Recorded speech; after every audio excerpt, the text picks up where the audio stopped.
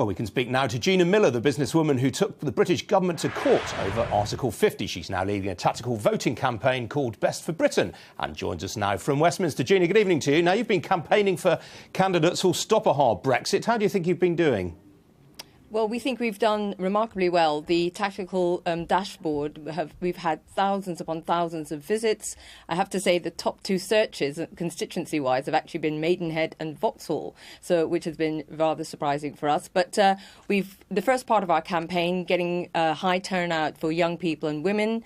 We've managed to get hundreds of thousands of people to do that. Obviously, registering to vote is not the same as turning out tomorrow, but we are spending an awful lot of energy trying to get people to turn out tomorrow, and we've got 36 champions that we've identified as people who will stand up in Parliament and put their country before their careers and go for this minimising of damage that we want to see in the negotiations. And yet you say this, but yet the only party that's been campaigning overtly against Brexit has been the Liberal Democrats, and by common consensus they've had a pretty shocking campaign. Their poll ratings have slipped during the campaign.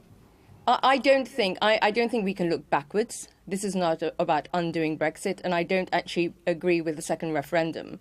What I'm talking about is damage limitation, and I think whoever the next government are, and I think it will be a Conservative government, and I hope it is with a working majority, but not a huge landslide. I think that's what will be best for Britain, that we go into this with trying to fight for access to the single market, because I think that's the only way we can guarantee, as Lord Maud said, you know, a stability that's required and what's best for business and what's best for our economy. Are you surprised at how little Brexit seems to have been discussed since the manifestos were launched? I mean, everyone said this was a Brexit election. It hasn't really been so, has it? Well, Mrs May herself said this was a Brexit election, and I think this is a hugely wasted opportunity. We could have seen more on policy, we could have seen more on direction of travel, and that opportunity has been thrown away, I think, with a terribly managed campaign. I mean, the social care debacle was just a mess and has really damaged their campaign. And of course, then the terrible occurrences and atrocities, that was obviously outside of everyone's control, but that has dented the campaign as well. And what about this OECD warning today on a hard Brexit? I mean, Lord Maud gave some suggestions just now as to how the government can offset that. What would you recommend? I'm always very intrigued with this idea that a no deal is better than a bad deal, because what happens after the no deal? There is absolutely no conversation about that. No deal, full stop. But no detail, no how do we then operate in the limbo that we'll be in?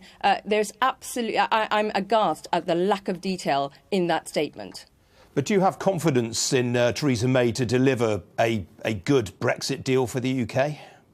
I think she has to be held account. This idea that hard Brexit or no deal, I don't believe that's a mandate she has from the people. We'll see on Friday morning, because it's very clear in the manifesto. If that's what the vote is for, and she does have a landslide, then the rest of us will just have to sort of say, well, she has this mandate now. But I don't believe she'll have that. I think the country wants access to the single market. We've done research at Best for Britain, which found we actually surveyed Remain and Leave, 50% of both in our survey, and 50% of people said they want access to the single market, as opposed to 21% who said no.